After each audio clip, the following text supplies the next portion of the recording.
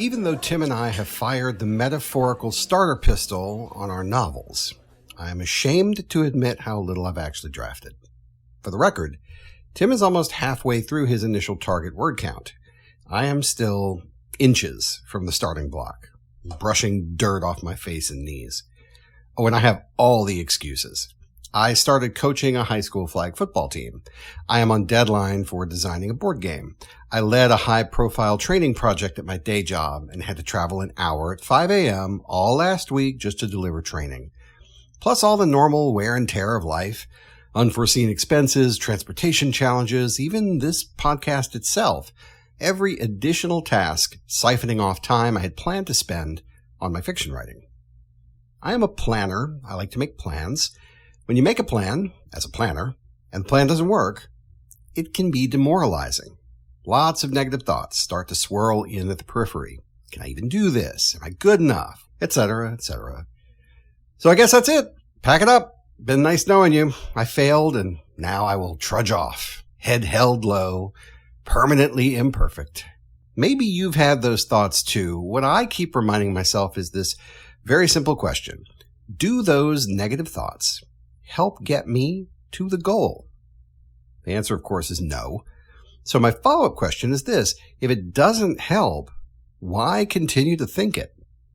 Of all the missed opportunities, counterproductive choices, and moments of bad luck I've endured so far, all of which have conspired to put me way behind the plan, do I also need to pile on by criticizing myself for not being perfect? Because last I checked, nobody is perfect. So honestly, I'm probably being too hard on myself. But that slope is slippery, friends. It is all too easy to forgive missteps, explain away the misuse of time, give myself a pass on being an underperformer. Nobody's perfect can become the single greatest speed bump to my development as a writer because if I'm not careful, I may give myself a permanent excuse to fall short of my goals every single day. In my day job, I focus on continual improvement. Every day I work to get a little better at what I do, and I get to help other people get a little better at what they do as well. To get better, we have to push ourselves out of that comfort zone and stretch new skills, new muscles, new ideas. If we're doing it right, we have to be just a little teensy bit uncomfortable trying to do something harder than usual. And writing a novel is hard. Do not kid yourself. We need equal parts passion and patience, imagination and stamina, confidence and resilience.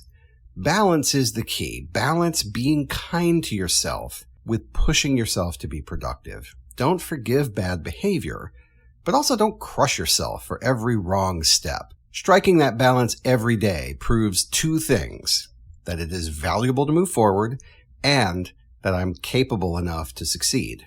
Probably the biggest asset in my corner to try to get this balance is establishing a writing routine. Tim talked about how he sets a goal of 1 hour a day writing, a goal that I had actually set for myself earlier this year. But where I'm only dreaming it, Tim is doing it. He is getting after it. And I am so proud of his progress. I'm Tim's biggest cheerleader because he is on the cusp of rocketing to all new heights as a writer. And I'm honored just to be watching the countdown. So now it is time for me to join Tim and, actually get to work. I've been using Draft Zero, my big picture outline, to see the shape of the story before I write it. But just like any clairvoyance, it gets hazy the further out you look. Simply put, I need to use Draft Zero as seeing to the horizon or the edge of my vision, not the end of the story. So that is what I will do. I've got about 7 compelling scenes sketched out, and it's high time I get cracking. Maybe you don't have these problems. Maybe you've got it all figured out. If so, good for you. Maybe you can email us and share the secrets with us.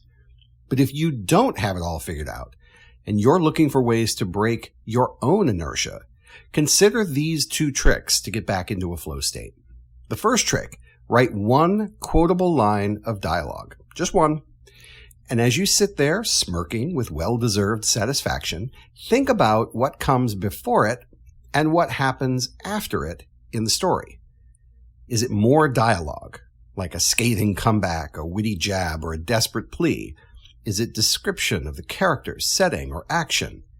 Chances are, if you bracket that one line of dialogue with the before and after, then frame that snippet of a scene with another before and after, you are on your way to developing a real scene.